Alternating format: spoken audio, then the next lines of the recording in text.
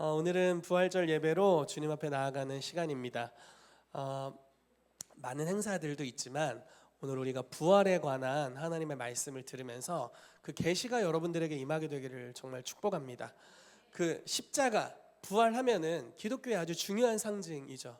그리고 어떤 메시지들이 굉장히 많이 전파됩니다. 근데 막상 부활이 뭐지? 하면은 약간 이렇게 나열할 수는 있지만 논리적으로 부활이 이런 것이고, 그리고 우리의 삶에 이런 유익을 가져다 준다, 믿을 때 이런 역사가 일어난다, 이런 것들을 조금 지식이 있다면 나열할 수는 있지만 그것이 정말 우리의 삶의 계시가 되는 건 완전히 다른 차원의 이야기라고 할 수 있습니다. 에베소서 1장 말씀에 지혜와 계시의 영이라는 그 단어가 있죠. 바울이 이렇게 성도들을 위해서 기도해요. 지혜와 계시의 영을 우리에게 주사 하나님을 알게 하시고, 이렇게 이야기합니다. 그러니까 지혜와 계시의 영이 우리의 삶에 임해야만 깨달을 수 있는 것들이 있습니다. 바울이 예수 그리스도를 박해해야 될 이단 괴수로 알았습니다. 그죠? 여호와를 아주 신뢰하고 사랑했음에도 불구하고 예수님에 대한 것을 그냥 이단 괴수 사상으로 알았고, 어떻게든 죽이기까지 해야 될 자들이라고 알았습니다. 그래서 그렇게 하다가 다메섹으로 가는 도상에 주님을 만나게 되죠. 그러니까 그 주님을 가리켜 부활하신 주님을 만났다, 이렇게 표현을 해요. 그 참 신기한 일입니다. 왜냐하면 예수님은 부활하시고 좀 계시다가 가셨잖아요. 근데 바울이 내가 부활한 주님을 보았다, 이렇게 이야기를 하는 모습을 나중에 고린도전서나 이런 부분에서 우리가 살펴볼 수가 있습니다. 그러니까 부활하신 주님을 이미 소문은 들었죠. 소문도 듣고 무성한 소문을 들었지만 계시적으로 경험했을 때 그의 인생이 변화될 수밖에 없었습니다. 오늘 저와 여러분들에게 그런 시간이 되기를 바랍니다. 이 부활에 관한 계시라는 것은 한 명의 설교자가, 목회자가 다 알 수 있을 만큼 작지 않아요.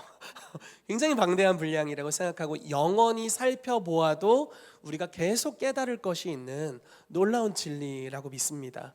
그렇지만 오늘 이 짧은 설교를 통해서 저와 여러분들의 삶의 부활이 단지 지식 차원이 아니라 계시가 되기를 예수 그리스도의 이름으로 축복합니다. 아멘. 우리 옆 사람에게 좀 인사할까요? 부활이 계시가 되기를 바랍니다. 아멘. 할렐루야. 아멘. 계시가 되기를 바랍니다. 할렐루야.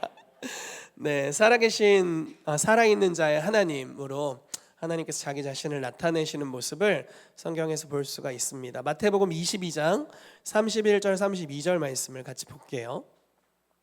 이 말씀의 배경은 예수님께서 부활을 믿지 못하는 사두개인들, 그러니까 율법을 믿는 여러 계파들이 있었어요. 그중에 바리새파도 있고 사두개파도 있었습니다. 근데 사두개파는 부활을 믿지 않고 초자연적인 기적을 믿지 않는 그룹이었습니다.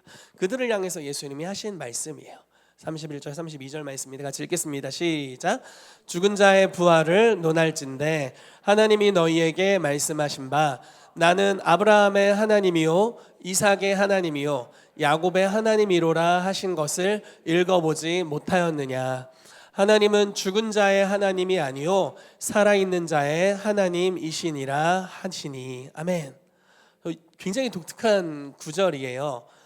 여러분, 주님 안에서 먼저 우리 편으로 표현하자면 죽은 자, 성경적인 또는 초대교회 예수님의 표현을 빌리자면 먼저 자는 자, 이렇게 표현하고 있어요. 죽었다는 걸 잔다고 표현합니다. 죽었다고 표현하지 않아요. 죽었다는 건 정말 죄에 빠져서 영원한 처벌, 그러니까 영원한 형벌로 들어가는 걸 죽음이라고 표현합니다. 그래서 잔다고 표현을 하는데 성경에 이제 이렇게 얘기를 하는 거예요. 너희가 부활에 관해 잘 몰랐구나. 그런데 하나님은 죽은 자의 하나님이 아니다.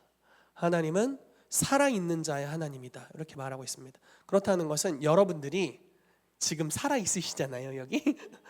그리고 주 안에서 눈을 감은 모든 자들이 주님 안에서 지금 살아있다는 이야기가 됩니다. 좀 놀랍죠? 제가 대학생 때였던 것 같은데 제 꿈을 꿨습니다. 꿈에 우리 할머니가 나타나셨어요. 제가 너무너무 사랑했던 우리 할머니가 나타나셨습니다. 할머니가 이제 저희 집에서 같이 사셨고, 제가 고등학교 2학년 올라가는 그 즈음에 이제 소천하셨습니다. 평생 예수님을 또 믿으셨고요. 저희랑 같이 교회를 나가셨던 할머니십니다. 근데 이제 돌아가신 지가 꽤 지났는데 어느 날 이제 꿈을 꿨는데 할머니가 나타나신 거예요. 그래서 저를 빤히 쳐다보시더니, 너무 그리운 얼굴이잖아요. 그러더니 저한테 이렇게 말씀하셨어요. 참하게 잘 컸다. 약간 참하다는 건 약간 여성적인 느낌인데 아무튼 그렇습니다. 그리고 꿈에서 깼어요. 그래서 제가 그 꿈을 꾸고 굉장히 큰 감동이 있었습니다. 우리 할머니가 우리가 볼 때는 돌아가셨고, 할머니 뭐 산소가 저기 전라북도 익산 그 짝에 있는데, 할머니 산소가 있지만 할머니가 주님 안에서 살아계시고 히브리서 말씀과 같이 하늘의 허다한 증인 중에 하나가 되셔서 지금 우리의 삶을 지켜보고 계시고, 주님이 주신 경주를 다 하셨고 나는 그 경주를 계속 가는 거구나 라는 것들을 깨닫게 됐습니다. 아브라함과 이삭과 야곱도 지금 하나님 안에서 살아있는 자로 있다라는 거예요. 그러니까 주님이 살아있는 자의 하나님이라고 이야기하고 있어요. 여러분, 여러분들도 그렇습니다. 아멘. 다들 살아계시죠? 아멘.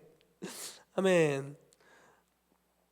자, 나는 부활이요 생명이니 라고 예수님이 스스로를 밝히세요. 제가 어제 이 설교를 준비하면서 이 뭐라고 해, 그런 거 있잖아요, 여러분.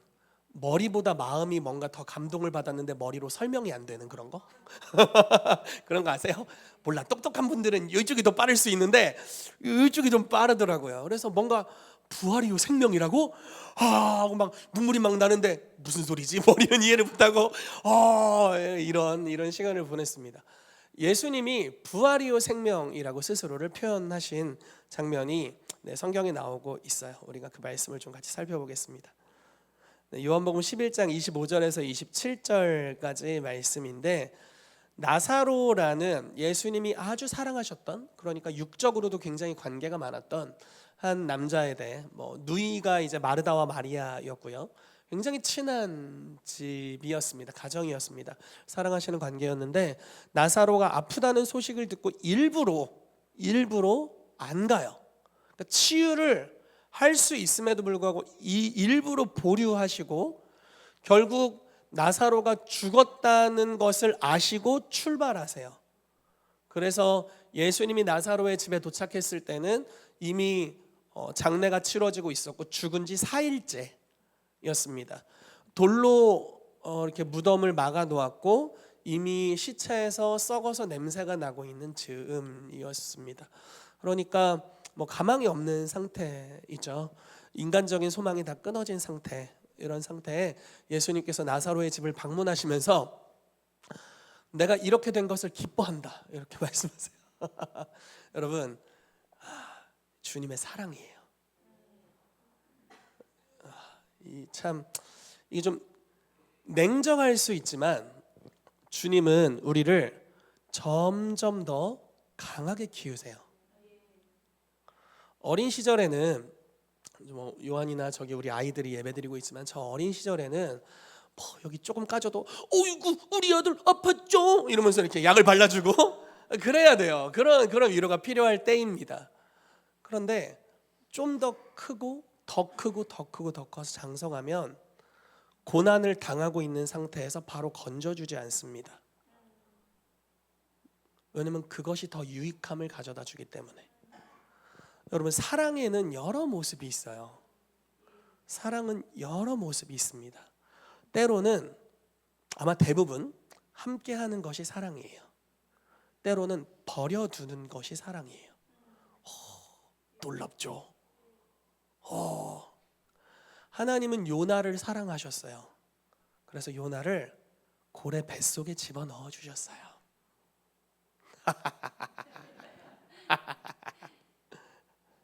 가십시오, 고래 뱃속으로. 그러니까 이게 참, 왜 이렇게 구원이 더딘가, 기도를 열심히 하는데 왜 이렇게 응답이 더딘가, 이런 것들을 우리가 많이 생각하잖아요. 왜 주님은 빠르지가 않으신가? 성격이 왜 이렇게 느긋하시냐? 다 듣는다며, 다 안다며, 왜 이렇게 느긋하게 역사하실 때가 있는가? 근데 우리가 다 주님을 이해할 수 없지만, 우리가 우리가 주님을 다 이해하면 그분은 주님이 아니에요. 너무 얕으신 분이야. 주님은 너무 깊으신 분이기 때문에 우리가 다 이해할 수 없어요. 우리가 신뢰하는 거죠. 그 주님이 사랑이시다라는 걸 신뢰하는 겁니다. 우리의 삶에 오는 여러 가지 응답들, 뭐 속도들, 때로는 어떤 것들은 보류되고 어떤 것들은 응답이 되지 않고 어떤 것들은 잃어버린 바 되고, 이런 것들 우리가 다 이해하지 못하지만 지금 나사로의 삶을 볼 때 주님이 막 좋아하세요. 내가 일부러 이렇게 했다. 일부러 이렇게 했다고 하시고, 나사로가 잠들었다. 그러나 내가 깨우러 가노라, 이렇게 말씀하시고 가시죠. 그래서 이제 도착해서 있더니 이제 마르다가 와서 막 이런저런 이야기를 합니다. 주께서 여기 계셨더라면 내 오라비가 죽지 않겠습니다. 뭐 이렇게 얘기했더니 너가 나를 믿느냐? 믿으면 하나님의 영광을 볼 것이다. 이렇게 이제 교훈하시면서 이런 얘기들을 해주시는 그런 장면입니다. 자, 같이 읽어보도록 하겠습니다. 요한복음 11장 25절에서 27절 시작. 예수께서 이르시되 나는 부활이요 생명이니 나를 믿는 자는 죽어도 살겠고 무릇 살아서 나를 믿는 자는 영원히 죽지 아니하리니 이것을 네가 믿느냐? 이르되 주여 그러하외다. 주는 그리스도시요 세상에 오시는 하나님의 아들이신 줄 내가 믿나이다. 아멘. 마르다에게 이 믿음이 있었어요. 모르겠습니다. 믿음이 있었는지 지식이 있었는지 어쨌든 뭔가가 있었어요. 그 중간 무언가가 있었습니다. 그래서 예수님께서 이제 마르다와 한참 대화를 하신 후에 마리아가 어디 있느냐 이제 마리아를 찾으시고, 또 마리아가 와서 비슷한 굉장한 슬픈 기색을 보이면서 예수님이 계셨다면 우리 오라비가 죽지 않았을 겁니다 하면서 너무 슬퍼하고, 그 슬퍼하는 장면을 보시면서 예수님께서 우십니다. 그러면서 그를 어디 두었느냐라고 말씀하시고 돌을 옮겨 놓으라 이렇게 이야기를 하세요. 그러니까 마르다가 또 이런 이야기를 하는 겁니다. 분명히 이런 고백을 했음에도 불구하고 주님 죽은 지 나흘이나 되어서 냄새가 납니다. 주님께 신뢰가 되지 않을까요? 뭐 이런 이야기였겠죠. 근데 주님이 다시 믿으면 주의 영광을 보리라 하지 않았느냐라고 말씀하시고 그 나사로를 살리시는 모습이 나오게 됩니다. 마저 좀 읽어볼까요? 11장 39절부터의 말씀입니다. 시작.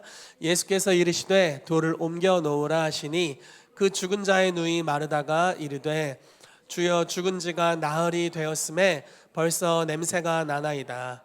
예수께서 이르시되 내 말이 내가 믿으면 하나님의 영광을 보리라 하지 아니하였느냐 하시니 돌을 옮겨 놓으니 예수께서 눈을 들어 우러러 보시고 이르시되 아버지여 내 말을 들으신 것을 감사하나이다. 항상 내 말을 들으시는 줄을 내가 알았나이다. 그러나 이 말씀 하옵는 것은 둘러선 무리를 위함이니 곧 아버지께서 나를 보내신 것을 그들로 믿게 하려 함이니이다. 이 말씀을 하시고 큰 소리로 나사로야 나오라 부르시니 죽은 자가 수족을 배로 동인 채로 나오는데 그 얼굴은 수건에 쌓였더라. 예수께서 이르시되 풀어놓아 다니게 하라 하시니라. 아멘. 이 참 놀라운 역사가 일어나게 됩니다. 그래서 마르다는 사실 기대하지 못했어요. 여기까지 하나님이 역사하실 거라고는 기대하지 못했습니다. 마리아도 기대하지 못했습니다. 그러니까 절망하는 거죠. 그런데 주님은 그 기대하지 못했던 것보다 더 놀랍게 역사해 주십니다. 여러분, 우리 하나님이 여러분들의 삶에 그런 하나님으로 나타나시기를 예수 이름으로 축복합니다. 주님은 우리가 기대하는 것이나 생각하는 것에, 구하는 것이나 생각하는 것에 더하여 넘치도록 채우시는 분이심을 예수 그리스도의 이름으로 이 시간 선포합니다. 여러분들이 부활의 하나님을 만나는 역사가 있게 되기를 정말 축복해요. 여기는 불가능해, 이렇게까지 했다가는 나 정말 죽을 것 같아 라는 불가능한 상황들, 근데 거기에서 주님을 만나게 되면 완전히 다른 차원의 역사가 풀어지게 됩니다. 그러니까 절망, 여기까지는 주님 내가 여기까지는 할 수가 없어요 라고 말하는 그 선들, 주님 어느 정도 고난은 감당을 했지만 여기까지는 제가 너무 힘듭니다. 제 그 분량의 한계가 있잖아요. 주님 이 정도는 난 더 이상은 못해요. 네, 못해요 이렇게 할 때도 있지만 못해요 이렇게 할 때도 있고 여러 제스처가 우리가 있는데, 못한다고 할 때 주님이 지금 그 한계를 없애주고 계세요. 나는 부활이요 생명이다. 네가 고난 중에 있지만 나는 이것을 극복하게 할 수 있다. 이런 이야기들을 지금 해주시는 것입니다. 예전에 제가 어떤 목사님을 고등학교 때 만났습니다. 제가 자주 다녔던 기도원 원장님의 멘토가 되시는 목사님이셨어요.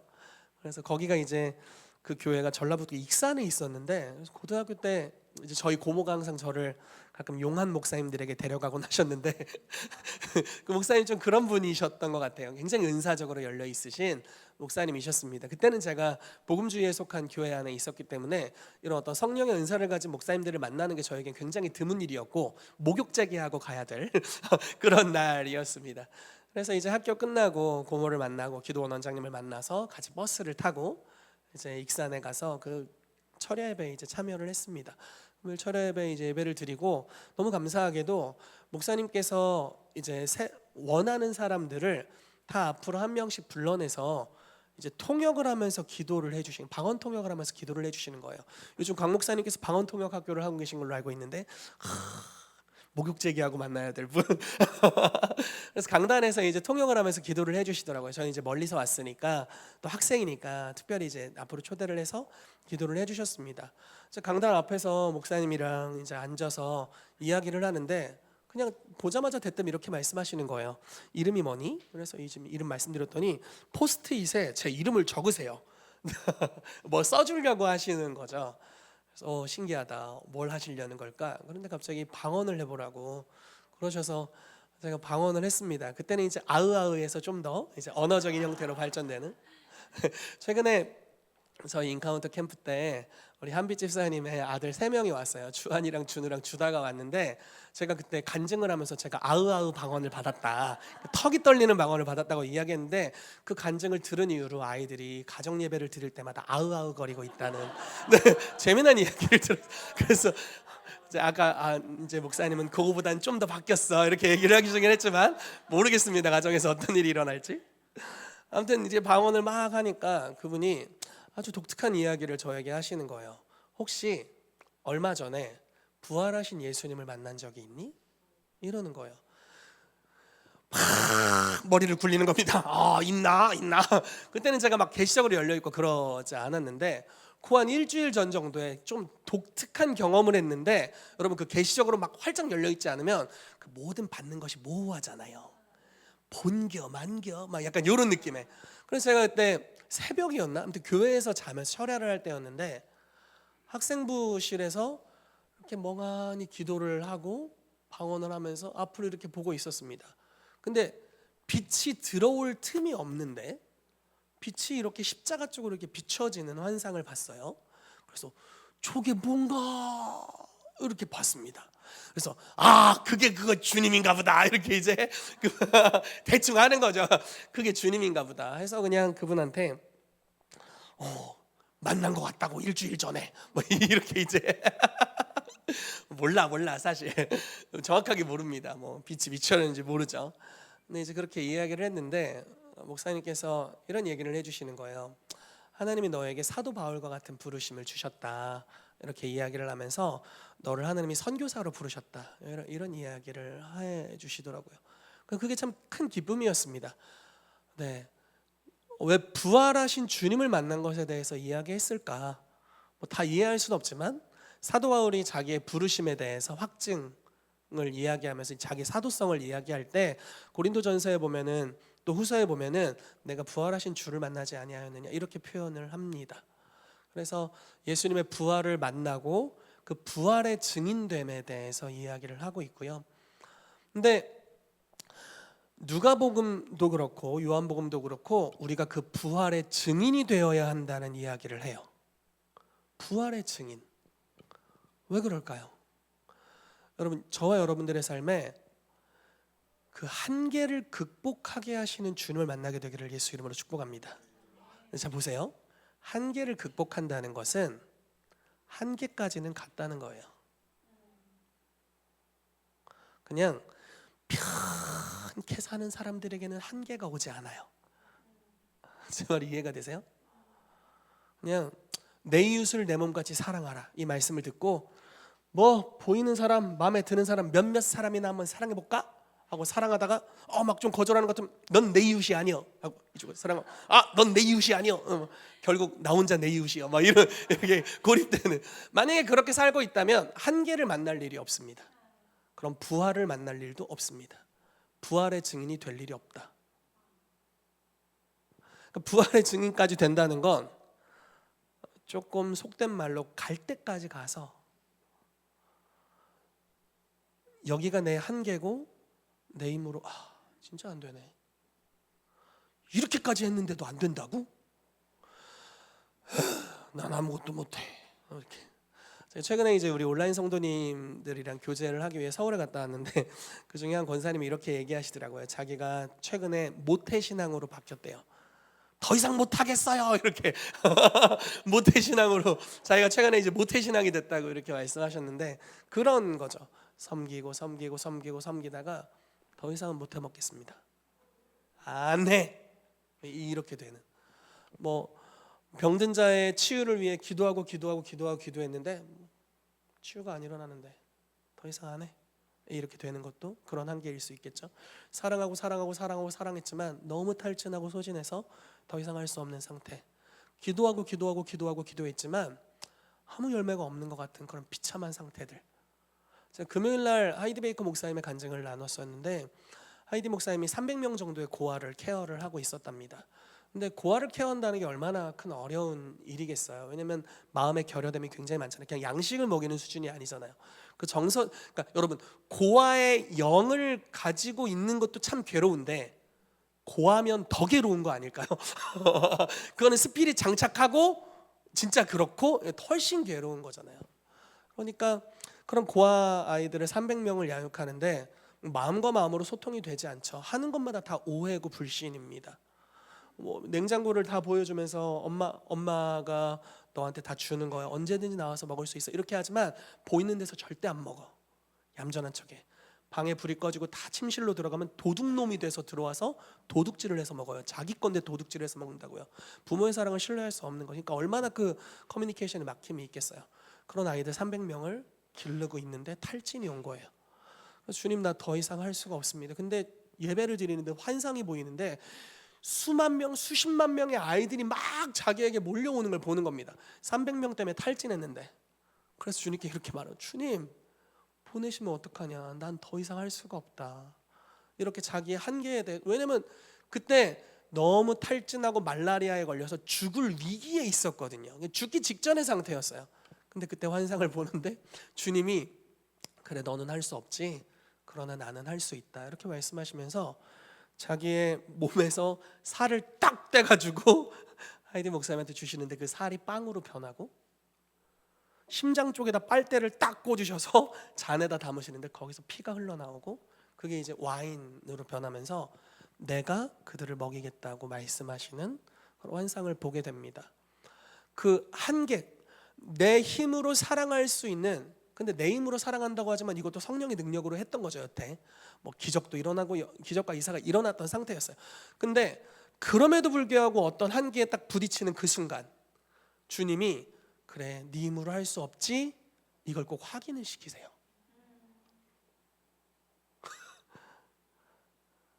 여러분 네 힘으로 할 수 없지 라고 말할 때까지는 열심히 하세요. 제 말이 이해가 되세요? 이렇게까지 가지 않으면 부활을 경험할 수가 없어요. 하다가 중간에 포기하는 사람들은 부활로까지는 갈 수 없어요. 주님, 상처, 사랑 안 할래요. 이렇게 한다면 부활로 갈 수 없어요. 상처를 받았지만 사랑하려고 노력하는데 안 돼. 그럼 베드로를 생각을 해보세요. 진짜 주님을 사랑했어요. 진짜 육신적으로 정말 주님을 사랑했어요. 그래서 막 얼마나 열정이 있었는지 이 사람들이 다 주님을 부인할지라도 나는 주님을 부인하지 않겠습니다 이렇게 얘기했고, 주님을 감히 잡아 넣으려는 자들 앞에서 칼을 빼가지고 귀때기를 잘라버리고 굉장히 용맹했잖아요.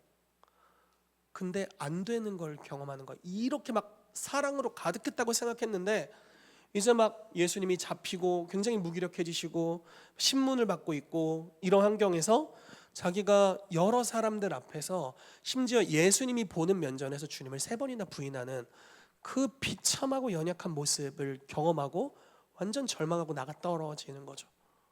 그래서 사랑하지만 안 돼! 이렇게 말하는 데까지 간 거예요. 거기서 주님이 찾아오시죠. 그리고 진짜 주님의 잔인함, 상황을 똑같이 재현해놔. 예수님을 부인했을 때의 상황, 날이 밝기 직전이었어요. 다 굴기 직전이니까. 막 동이 막 틀라고 할 때 새벽. 예수님이 제자들을 부활하신 후에 찾아갔는데 새벽. 밤이 맞도록 수고했는데 고기 하나 잡지 못하고 이제 새벽. 그때 딱 찾아가가지고 불 피워놓고, 그리고 뭐 잡은 생선 좀 갖고 와라 이렇게 했는데 그때 누가 또 생선 꺼먹고 있었어 거기서. 그러니까 이 완전히 상황을 재현해놓고 3번 부인했는데 3번 물어봐요. 그것도 뭐를 물어보냐면 네가 이 사람들보다 나를 더 사랑하느냐 이렇게 물어보세요. 그러니까 너무 사랑하는데 자신은 없어. 내가 주를 사랑하는 줄 주께서 아시나이다 뭐 이렇게. 옛날에서는 당연하지 뭐 이렇게 했을 텐데 이제 그런 말은 못하죠. 주님이 아십니다 이렇게 얘기할 뿐이에요. 그러니까 주님을 사랑하는 것도 내 힘으로 되지 않는다는 걸 깨닫고 그 무력함을 깨닫는 영역으로 가요. 주님이 그걸 참 허락하신다라는 겁니다.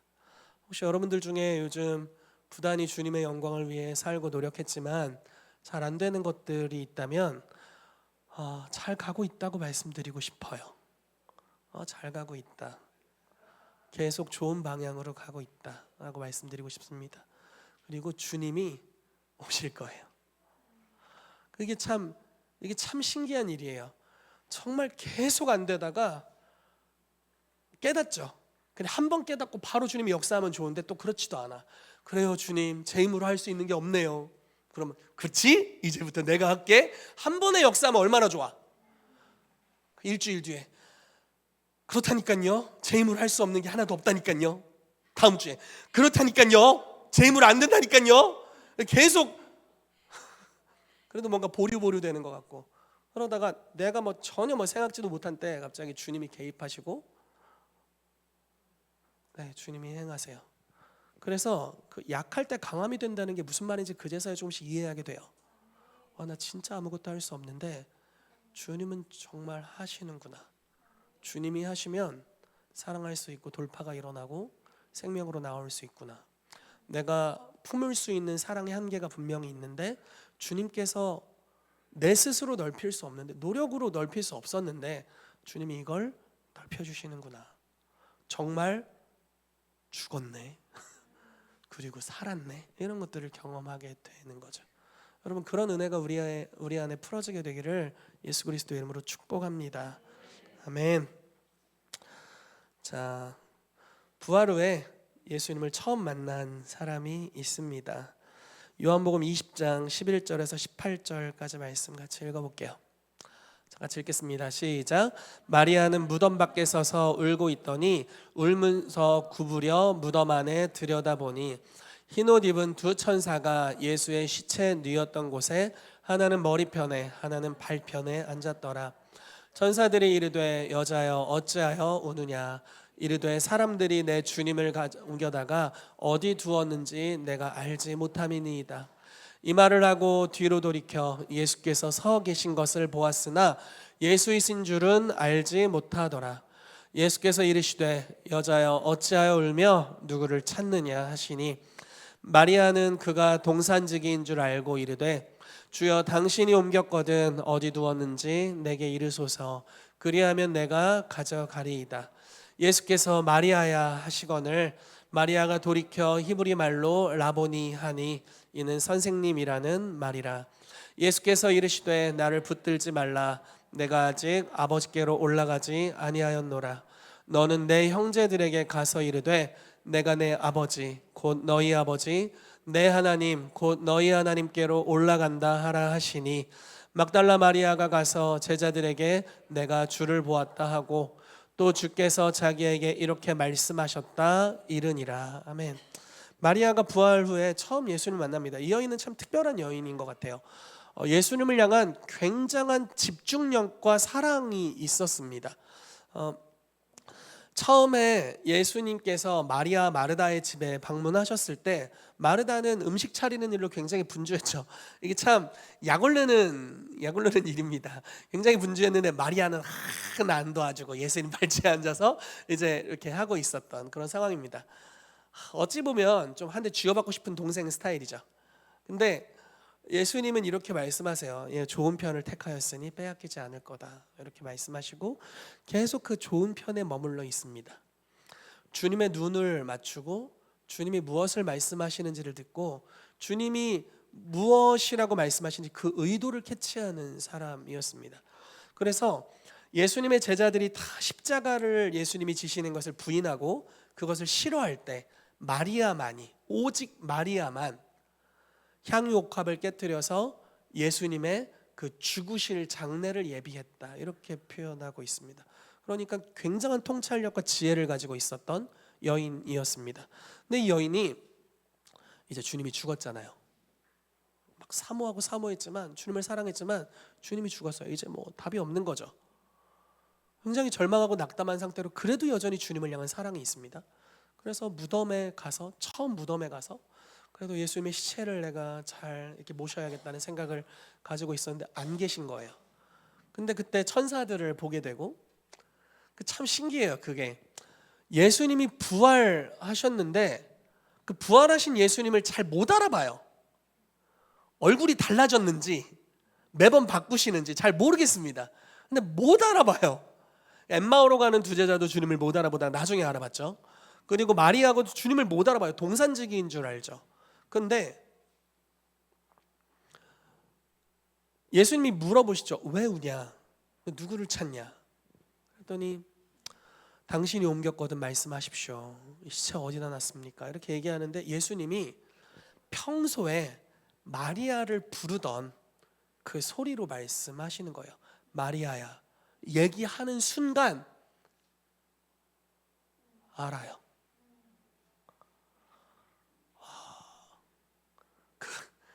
마리아야 하는 순간 그냥 알아요. 라보니, 이렇게 선생님. 그래서 주님을 알아봐요. 그리고 주님을 거기서 만나게 됩니다. 그 뒤에 요한복음 마지막 장에 보면은요, 베드로가 우리 물고기 잡으러 가자 이렇게 이야기를 하거든요.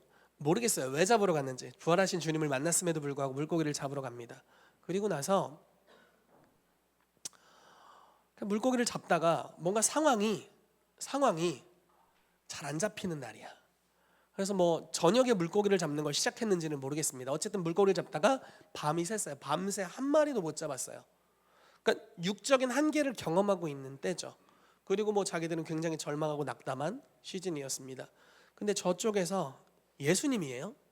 얘들아 물고기 좀 잡았니? 그러니까 모르는 어르신이 이렇게 물어보는 것 같은 느낌인 거예요.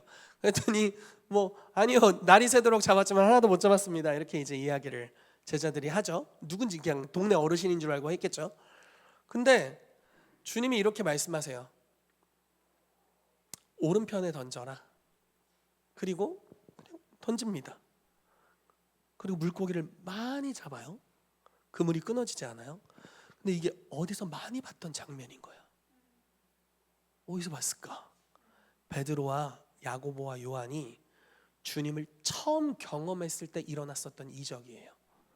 그리고 주님이신 걸 요한이 가장 먼저 눈치를 채요. 요한이 베드로한테 주님이시다. 베드로가 미쳐서 뛰어가.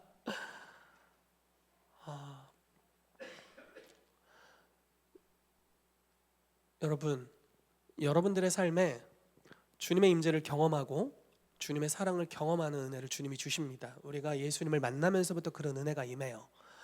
근데 우리가 신앙에 성장하다 보면은 그런 시즌이 있다고 합니다.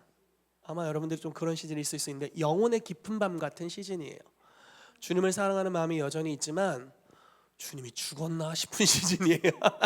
내가 죽었나?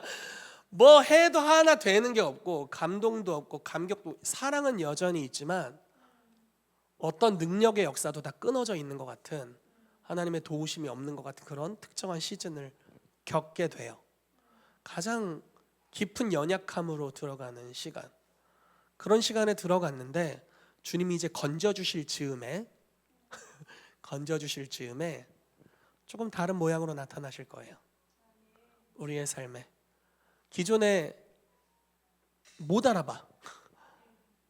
주님이 나타나셨는지 잘 못 알아봐요. 근데 눈치챌 수 있게 마리아에게 마리아야 이렇게 평소처럼 부르신 것 같이, 처음 기적을 통해 주님을 만났는데 그 첫 기적을 회상할 만한 역사를 주시는 것 같이 주님께서 오른편에 던지라. 옛날엔 깊은 데 던지라고 했거든요. 오른편에 던지라. 근데 많이 잡히잖아요. 그리고 알게 하십니다. 그리고 나서 다시 주님을 만나게 돼요. 거기부터는 그 밤이 끝나는 시간입니다. 여러분, 저는 저희 성도님들 중에 어떤 분들은 이런 깊은 밤에 있는 분들도 있다는 생각이 좀 듭니다. 네, 주님이 죽으신 것 같은 주님이 살아계신가 싶은 것 같은. 근데 여러분, 그 임재의 감각을 기억하십시오. 주님과 누렸던 그 친밀함을 기억하세요. 주님이 여러분들의 삶에 찾아오실 겁니다. 그리고 노크해 주실 거예요. 깨달을 수 있는 방법으로. 그럼 여러분들이 믿음으로 반응하세요. 주님, 제가 여기 있습니다. 주님이시군요. 그러면 그때부터 부활의 영역으로 우리의 삶이 새로워지게 될 줄로 믿습니다. 아멘.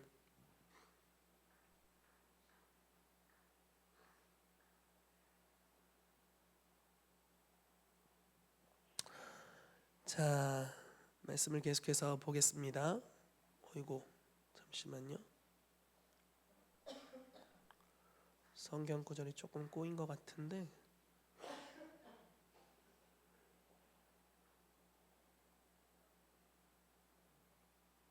자, 여기부터 좀 읽어볼게요. 요한복음 20장 말씀입니다. 같이 읽어보겠습니다. 시작. 시몬 베드로가 올라가서 그들을 육지에 끌어올리니 가득히 찬 큰 물고기가 153마리라. 이같이 많으나 그물이 찢어지지 아니하였더라. 예수께서 이르시되 와서 조반을 먹으라 하시니 제자들이 주님이신 줄 아는 고로 당신이 누구냐 감히 묻는 자가 없더라. 예수께서 가셔서 떡을 가져다가 그들에게 주시고 생선도 그와 같이 하시니라. 이것은 예수께서 죽은 자 가운데서 살아나신 후에 세 번째로 제자들에게 나타나신 것이라. 아멘. 뒤에 말씀이 좀 사라지긴 했는데 그냥 설명을 해드리겠습니다. 이렇게 주님이 나타나신 이후에 베드로에게 이런 표현을 쓰시죠. 네가 이 사람들보다 나를 더 사랑하느냐. 그러니까 그 실패했던 지점에서의 질문을 다시 하시는 거예요. 베드로가 뭐라고 하겠어요? 주님 알고 봤더니 별로 안 사랑하는데요. 이렇게 얘기할 수는 없잖아. 근데 진짜 사랑하는 거예요. 예수님을 진짜 사랑하는데 그 육신적인 자기는 한계가 있다는 걸 또 깨닫는 겁니다. 너무 사랑하지만 그 위협 앞에서 굴복할 수밖에 없는 진짜 비참함, 연약함, 죽음 앞에 종노릇하고 있는 그런 모습들, 죽음이 두려워서 종노릇하고 있는 모습을 보게 되는 거예요. 그렇지만 또 고백을 하죠. 주님, 내가 주님을 사랑하는 걸 주님이 아십니다. 또 물어봐. 네가 이 사람들보다 나를 더 사랑하느냐. 주님, 내가 주님을 사랑하는 주께서 아십니다. 3번 물어보세요. 네가 이 사람들보다 네가 나를 더 사랑하느냐. 3번이나 물어보니까 한참 고민하더니 내가 주님을 사랑하는 걸 주께서 아십니다. 이렇게 이야기를 합니다. 이 고백이 나중에 베드로를 죽음을 이겨서까지 희생할 수 있게 해줘요. 여러분, 여러분들의 헌신의 경계선이 어디까지인가요? 주님께 순종하는 저와 여러분들의 경계선이 지금 어디까지 있나요? 만약에 어떤 한계가 정해져 있다면 부활이 필요할 거예요. 좀 이래서 되고 이거는 좀 어려울 것 같습니다. 우리가 하나님이 인격적이신 분이라는 걸 알죠. 그래서 주님은 그 신앙의 성숙의 영역에 따라서 요구하는 바가 다릅니다. 그런데 이제 장성한 분량이 된 주님의 자녀들을 향해서 죽으라고 하세요. 굉장히 대단하지 않으세요, 주님이? 가장 장성했던 예수님에게 모든 죄를 지고 죽으라고 하시는 분이세요. 왜 그렇게 할까요? 가장 사랑하고 가장 신뢰하니까. 이 주님이 하시는 방법입니다. 저는 여러분들이 이게 축복이야 저주야 주님이 그렇게 신뢰할 만큼 죽으라고 내모는 분들이 되기를 바라요. 와, 아무도 아멘을 안 하는 기적을 제가 보았습니다. 아, 할렐루야 할렐루야. 속으로 이렇게 했을 거라고 생각하는데, 이게 얼마나 무서운 이야기입니까, 그렇죠? 하나님이 우리를 죽음으로 내몰 수도 있어요. 너무 사랑하고 신뢰하기 때문에. 베드로에게 지금 그런 일을 하는 겁니다. 그러면서 이렇게 말씀하세요. 사랑한다고 고백할 때마다 내 어린 양을 먹이라, 내 양을 먹이라, 내 양을 치라. 네가 나를 사랑하는 사랑을 지체를 사랑하는 것을 통해서 시행하라, 이렇게 말씀하시는 거예요. 그러면서 이런 표현을 쓰십니다. 네가 젊을 때는 네가 원하는 대로 다녔지만 이제 후에는 남들이 너를 강제해서 이끌어갈 거다. 네가 원하지 않는 곳으로 가게 될 거다. 베드로가 어떠한 죽음으로 하나님께 영광을 올려드릴지 미리 말씀하셨다, 이렇게 이야기하고 있죠. 여러분, 신뢰하는 제자를 죽음으로 인도하시는 예수님의 제자들이 되신 여러분들을 환영하고 축복합니다. 히브리서 11장 말씀을 막 읽는데 이런 표현이 있어요. 믿음으로 승리했다. 믿음으로 나라들을 이겼다. 믿음으로 죽은 자를 부활로 받았다. 믿음으로 사자의 입으로부터 건짐을 받았다. 무리를 걷기도 하고 죽음으로도 구원받기도 했다. 그게 믿음으로 이 땅에서 부활의 능력을 경험한 역사입니다. 근데 어떤 이들은 더 좋은 부활을 얻고자 하여 구차히 면하려 하지 않았고 고문을 당하고 고난을 당하고 어려움을 당하고 죽었다. 그러면서 이런 표현을 씁니다. 이런 사람은 세상이 감당치 못하도다. 이게 주님이 우리 가운데 하시는 역사입니다. 여러분, 우리의 삶에 일어나는 많은 하나님의 나라를 증거하는 우리의 사역, 사랑을 행하는 것, 이것은 우리가 원할 때 어떤 결과들이 나타나지는 않습니다. 우리는 심어요. 우리의 사랑을 심습니다. 기도를 심어요. 예수 이름으로 치유될지어다, 이렇게 하고 얼마나 나았나 확인해 보세요, 이렇게 얘기를 보통 우리가 하죠. 그러면 치유가 되는 경우도 많이 있어요. 치유가 안 되는 경우들도 있습니다. 왜 치유가 안 됐나 잘 모르겠어요. 뭐 다 이유를 막 논리적으로 다는 모르겠습니다. 어떤 영역은 우리의 믿음에 부족한 연고일 수 있겠고 어떤 영역은 모르겠습니다. 뭐 다 알 수는 없어요. 그렇지만 주님이 우리 가운데 명령하신 것은 믿음으로 기도하라고 하셨기 때문에 계속하는 겁니다. 지체를 사랑하라고 하셨기 때문에 주님을 모든 것을 버리고 주님을 따르면 금생에 있어 모든 버린 것에 100배를 얻는데요. 그리고 내세의 영생을 얻지 못할 자가 없대요. 근데 어떤 이들은 금생에 100배를 받기도 전에 가버렸어. 다 모든 걸 받지 못해요. 근데 그들의 삶에 큰 복이 있어요. 왜냐하면 주님은 부활이요 생명이니까. 우리는 하나님 안에서 죽은 자가 아니에요. 이 땅의 삶은 영원하지 않습니다. 그렇기 때문에 아마 자유를 가지고 신앙생활을 하고 무언가를 선택할 수 있는 영역의 신앙생활을 저와 여러분들보다 박해 가운데서 신앙생활하는 분들의 삶에 더 많은 영원한 상급이 있을지 몰라요. 네. 그들의 생명이 하늘의 미랄이 떨어져서 땅에 떨어져서 죽어요. 그들이 살아생전에는 열매를 보지 못합니다. 근데 죽고 열매를 봐요. 또 누군가 죽고 열매를 봅니다. 여러분, 여러분들의 신앙, 여러분들의 삶의 여정을 통해서 심겨진 것이 금생에서 열매가 끝나지 않게 되기를 예수 이름으로 축복합니다. 여러분들의 희생, 섬김, 사랑이 심겨져서 영원히 열매 맺게 되기를 예수 이름으로 축복해요. 아멘. 그렇기 위해서는 부활의 주님을 경험하고 그 주님의 능력으로 한계 없는 사랑을 하는 영역까지 우리가 나아가야 됩니다. 어떤 믿음의 행위를 하다가 중간에 멈출 수 있어요. 그렇지만 계속 가십시오. 어디까지 가야 되냐? 여러분들이 죽을 때까지 가야 돼요. 좀 더 이상은 어려운데요. 더 이상은 할 수 없어요. 그럼 그 지점이 주님이 역사하실 자리입니다. 이거 이론으로는 어떤 분들은 너무 잘 알고 있죠. 그러나 몸은 거기까지 안 가 있을 수 있어요.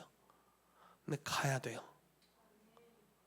그래서 거기에 그 한계에 맞닥뜨리면 거기서부터 부활이 시작됩니다. 그게 그리스도인의 여정이에요. 지속적으로 연약함 가운데 들어가게 되는데 지속적으로 부활로 나오게 되는 삶입니다. 저 여러분들의 삶이 그렇게 되기를 예수 그리스도의 이름으로 축복합니다. 특별히 지체를 사랑하는 영역에 있어서 이 시즌 저희가 가족됨에 대해서 나누는 시즌에 지금 부활 주일이잖아요. 여러분 서로를 사랑하는 영역에 있어서 한계를 두지 않게 되기를 예수 그리스도의 이름으로 축복합니다. 그렇다고 제가 누구에게 이용당하라는 말은 아닙니다. 우리가 그렇게 멍청할 필요는 없어요. 우리가 지혜를 따라 행해야 합니다. 그렇지만 우리가 누군가를 사랑하는 데 있어서 지혜롭게 사랑을 끝까지 하는 영역으로 들어가야 돼요. 그런 은혜가 있기를 예수 이름으로 축복합니다. 잠시 기도하겠습니다. 살아계신 하나님, 이 시간 하나님의 크신 은혜와 능력을 구합니다.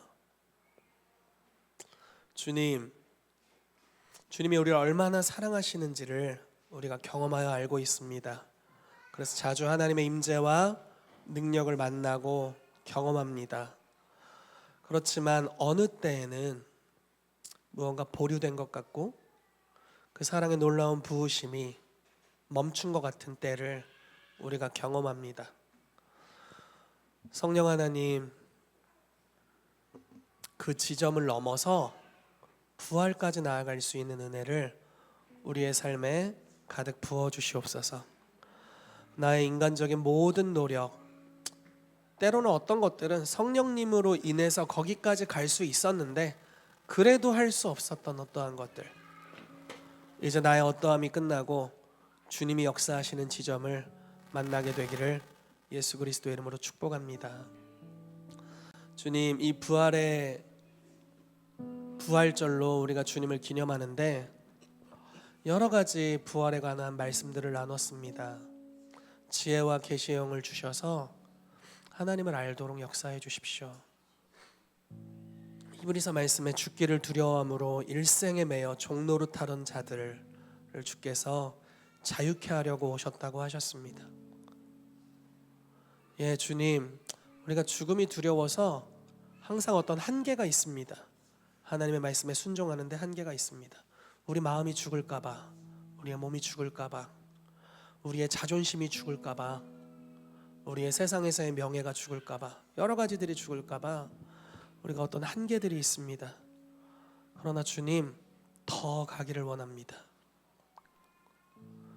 복음서에서 사도행전으로 넘어가면서 죽음의 한계를 넘어선 부활의 증인들이 되어 순교를 당할 때에도 이 멈추지 않았던 복음의 행진이 초대교회에 있었던 것 같이 하나님, 성령의 역사가 일어나다가 상처 때문에 멈추고, 성령의 역사가 일어나다가 관계의 불화 때문에 멈추고, 성령의 역사가 일어나다가 나의 죄 때문에 무너지고, 무언가 항상 그 죽음의 영으로 말미암아 막혔던 것을 돌파할 수 있는 능력이 오늘 우리 킹스주빌리 교회 위에 부어지게 하여 주옵소서. 그래서 한계를 모르는 하나님의 사랑과 하나님의 능력과 죽음을 이기신 주님의 부활의 능력이 오늘 우리 교회 위에 가득 넘치게 되기를 예수 그리스도의 이름으로 축복합니다. 성령님, 일하여 주시옵소서. 우리가 이 시간 부활하신 주님을 바라보면서 이 부활의 능력을 우리의 삶에 적용하며 기도합시다. 주님, 우리의 삶에 부활하신 주님, 오셔서 역사해 주시옵소서. 우리 같이 기도하도록 하겠습니다. 마리아가 예수님이 자기를 부르시는 음성을 듣고 사실 얼굴로는 알아볼 수 없었지만 주님을 알아보게 되었습니다. 사도 요한이 자기들이 처음 주님을 만났을 때 기적의 역사를 보고서 저 부르시는 저 어르신이 사실 예수님처럼 보이지 않았지만 부활하신 주님이신 것을 알아보게 되었습니다. 여러분, 지금 어떤 분들의 삶은 꼭 예수님을 만나기 이전에 열매 없었던 삶과 같이 지금 열매가 없는 아주 깊은 침륜과 어둠에 빠져 있는, 특히 주님을 배역한 것도 아님에도 불구하고 죄를 지은 것이 아님에도 불구하고 아무 열매 없음 가운데 들어가는 삶의 여정이 있다면 여러분, 주님을 만날 때입니다. 부활하신 주님을 경험할 때입니다. 언제 주님이 역사하실지 알지 못하지만 주님이 오시면 이제 거기서 그 시즌은 막을 내리게 됩니다. 베드로가 삶의 열매가 있었죠. 그리고 연약함도 있었습니다. 그러나 이제 연약함의 한계에 머물렀던 삶이 부활하신 주님을 만나고 끝나요. 그 이후에 연약함이 없었던 게 절대 아닙니다. 연약함이 여전히 있었어요. 그렇지만 계속 극복합니다. 그 이후로는 멈출 수가 없게 돼요. 자기의 생명을 십자가에 거꾸로 못 박혀서 죽기까지 멈출 수 없는 사랑이 그 주님으로부터 흘러나오게 됩니다. 여러분, 오늘 그 여정으로 주님이 우리 교회를 초대하고 계시다라고 믿습니다. 주님을 섬기다가 어떤 일에 작게 시험 들어서 멈췄던 분, 주님을 따르지만 삶의 약간의 어려움 때문에 그냥 멈춰지는 분들이 있다면 그것은 죽음의 종노릇하고 있는 겁니다. 우리가 다 그렇습니다. 그러나 오늘 주님이 오시면 주님이 여러분들을 부르실 때 마리아야, 베드로야 하고 부르실 때 여러분들이 그것을 듣게 되고 반응하게 되면 이제 부활의 증인이 됩니다. 막 엄청난 경험과 막 성령 안에 진동하고 이런 것이 아닐지라도 아주 짧은 만남, 짧은 대화, 그리고 변화됐습니다. 그 이후론 멈춰지지가 않습니다. 오늘 그 주님을 경험하길 원하시는 분들이 계시다면 자리에서 일어나서 주님께 기도합시다.